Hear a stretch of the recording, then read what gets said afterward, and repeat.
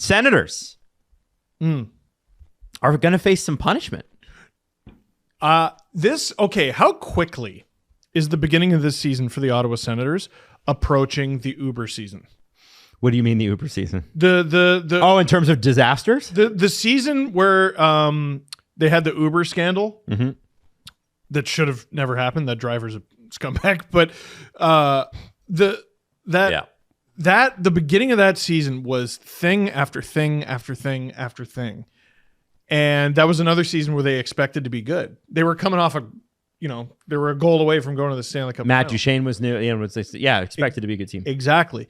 This year, there's the Shane Pinto waiting game. Then there's the Shane Pinto, we find out what happened. Yeah. Part of it. You could throw in the Josh Norris injury, not injury. The Josh Norris injury, not injury. The cap situation. The fact that the guy that they got for DeBrincat, who has like 12 points already, just scored his first goal this weekekend. You could throw that in there. Kubalik did get one. Yeah. Oh, hey. Whoa, there you go. I think the DeBrincat saga, I think is 100% in there. Like that's part of it. That was bad. He's killing it right now. Doesn't he lead the league in goals? I think so. He might still, yeah. First or second? Yeah. Brandstrom goes down. I mean, there are some... Team doesn't like him anyway, or the coach doesn't like him for some dumb reason. There are some things that the team can't help, right? So, that injury was horrific. Thomas Chabot going down for 4-6 weeks is crazy bad for them. Like, I know I'm forgetting some. Like, there are bright all spots. ammunition that Sens fans are going to use next summer for why they'll be a playoff team next year. I got one for you. I'll be saying the same thing. I got one for you. Leaving your goaltender who they want to pull in the net to go out for the third period, and then having one of your players go over and tap him on the shoulder and say, hey, you're not in the game anymore. That was brutal. Like, there are some bright spots. Like, Ridley Grigg is legitimately doing great as a rookie, but... things are going bad, and Adam's about to explain how it could get worse. Well, so Evgeni Dadanov, if you guys remember this, he was traded from the Vegas Golden Knights to the Anaheim Ducks, except he wasn't. This happened on trade deadline March 2022, and we don't fully know why, but what it came down to was, hey, wait a second, the Anaheim Ducks are on my no-trade list. And they said, wait a second, the Knights did. They said, wait a second, you don't have a no-trade list. You didn't file it. So... if you don't remember, Dadonov had signed with the Senators and then been traded to the Golden Knights after a year with Ottawa. And they were under the impression, the Golden Knights were, that he had not submitted his list. As it turned out, that wasn't true.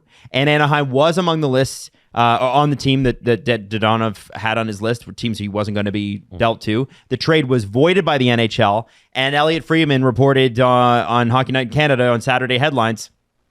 He said sometime, I think in the next few days, the NHL is going to announce some sort of punishment to the Senators for that situation. I think we're going to get a clear explanation of what occurred and why Vegas wasn't at fault. Wow. And, because it was Ottawa's responsibility to hand over that trade protection to Vegas during the trade. And the agent came out and said, no, I submitted this list in Ottawa. You have it. Give it to Vegas. And Ottawa's like, no, it doesn't exist. To be fair, it's Ottawa's fault. And to be fair to Ottawa, only Pierre Dorion worked at the Senators at that time. It was one person. Like he was in an office all by himself. Like I'm not surprised with the skeleton crew that they had behind the scenes. Remember, we had actual segments like who works there. Spartacat is actually one of their scouts. That's true. Part-time. We've gotten some messages over the years. And I had a DM the other day saying how bad it was working, especially when Eugene came in. I haven't heard a good review yet.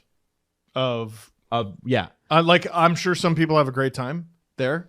I haven't heard a good review yet. I'm sure that's going to change under Andlauer. I'm also sure. I am not surprised coming off of COVID, coming off of another bad year, coming off, the owner is in not great health at that point as well. Yep. And remember, Pierre Dorion had to deal with the other Pierre. McGuire. That's right. So I think there was some chaos behind the scenes. What's he doing? I don't know. Is he on TV? No. I don't know. I haven't heard of him. No, he hasn't been. Heard from him. I haven't heard from him at all. You didn't text him? No. No, I don't have his number. So there will be some sort of punishment to the Sens, which kind of sucks for Andlauer because I'm like, I'd be like, man, do it. I didn't do this. Yeah. Why didn't you wrap this up earlier? Why do we have to be penalized for this? Well, so I saw some debate. So I'm thinking that the punishment is going to be draft pick or picks. Mm-hmm. So it won't affect his pocketbook.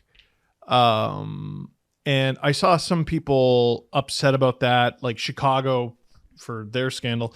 It was money. It was a lot of money, but it wasn't anything that's going to hurt them on the ice. Mm-hmm. I think the difference there is the NHL will ding you for things that give you a competitive advantage, or you put teams at a unfair disadvantage. The Leafs were fined a 4th round pick, I think, because they illegally helped Jonas Frogren, of all people, get out of his contract in Sweden so that they could bring him to the NHL. The Arizona Coyotes illegally tested a bunch of players, did combine testing for draft prospects. They were fined draft picks because that's... they were fined pretty significantly. It was like a first and a second or something like that. It was pretty big. And now the Senators put the Vegas Golden Knights in a position, a competitive disadvantage due to their negligence. And it's not an insignificant thing. Because if you remember, the Golden Knights missed the playoffs by like 1-2 points that year. Yep. If they're able to trade Dadonov, they were trying to get somebody else in the door. Yeah. Right. They wanted to free up the salary cap space. They could have made the playoffs. And there's millions of dollars through the door if you're Vegas. And Bill Foley likes to make money. Right? So if I'm Vegas, I'm fat and happy because I won the Stanley Cup. But still, still you guys screwed us there. So fuck you. Another aspect of this that was reported in there is that this is also an aspect of pride and reputation building for Bill Foley specifically, because right now everybody has the reputation for the Vegas Golden Knights. Like, they treat players like shit. That they're not afraid to get rid of guys, and they're willing to churn over their roster at the cost of winning.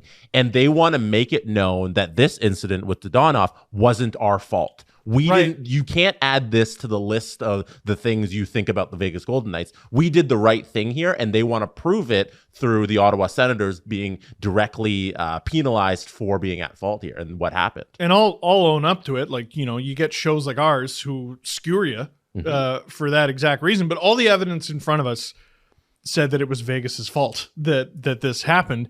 And they want to retract that. They want to say, hey, this wasn't our fault. Yeah, and whoops. I was wrong, but we didn't know this information. You probably could make the argument that Vegas would have, if I'm Vegas, the argument I make to the NHL is I wouldn't have made the trade. Or they wouldn't have. Or I wouldn't have paid as much as I did. Or I wouldn't have. That wouldn't have acquired this player. Yeah, because if I thought I couldn't trade him to certain teams, which have a ton of cap like the Ducks did, why get him? Oh, you mean like the first time? Yeah, like I would have bought it Ottawa that summer or whatever they paid. Maybe it was a 3rd round pick. I would have said to Ottawa, okay, now it's a 5th. No, it was, I don't remember if it was straight up 1-for-1, but it was Dadonov going to the Golden Knights and Nick Holden going to the Sens. But, you see that whole butterfly effect. Like, Dadonov should have never gone to Vegas. Holden should have never gone to Ottawa. Well, Dadonov could have, because the list, Vegas was on the list of teams he could go to. It was a limited no trade. Right, but what I'm saying is Vegas wouldn't have, or perhaps wouldn't have made the deal if they had known they weren't then able to flip him. It was a 3rd round pick and Nick Holden that they sent to Ottawa in exchange for Dadonov, and Ottawa ended up drafting Elias Pettersson. Yeah. Well, and look at the difference in money on that deal. Vegas was taking on the far more expensive player in Dadonov and giving the Sens a far cheaper Nick Holden. Mm-hmm.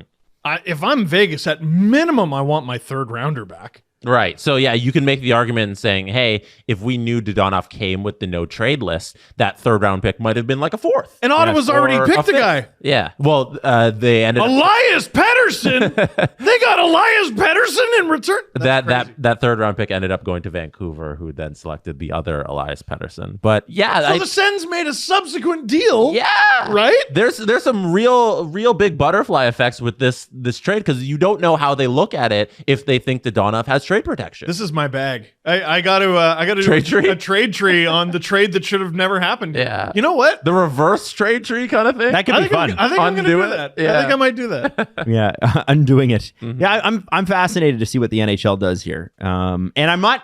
So here's what I'm curious about, though. Also, the Shea Weber deal doesn't happen. because Vegas then doesn't have Dadonov to give to Montreal in exchange for Shea Weber's contract. Shea Weber should still be in Montreal on LTI or somewhere else on LTIR. This mistake from Ottawa cost the Vegas Golden Knights millions of dollars. Oof. Millions. Now they don't give a shit because they won, but they also give a shit. I would give a shit. I'd still give a shit. Yeah, and now Montreal has Gurianov because then they used Dadonov and traded him to the Stars. There's so many layers here, and they really screwed up by not remembering to file that paperwork. I'm so making. So does the punishment? Yeah, it's a great video. We're just doing this now. It's fantastic. Great. This is great. So the punishment though is interesting because Vegas is owed something. Yes. Right. Well, so I don't know that. Well, I feel like Vegas would make that argument. Right? I think you're right, but I think it might just be the Sens getting dinged. And that's what I was going to ask: is what's fair here? Because obviously we don't in our law system in North America, we don't do eye for an eye. Right. You fuck up, sorry, but the person gets punished. You don't get shit. No, right? like it can money. There is restitution, but I think in a civil suit. Yeah, sure. But I mean, in this particular case, are we just going to have a? Call Natalie. Yeah, Natalie? get the lawyer off. Well, so you're like, when I'm working, I get important shit to do. No. What I want to get out there before we jump into the next thing is what I don't understand is if the NHL just dings Ottawa a third, right? Let's just say it's a third round pick. They have to give it up. And then we just have 31 players selected in the second. Right. I feel like Vegas ought to get something back for this.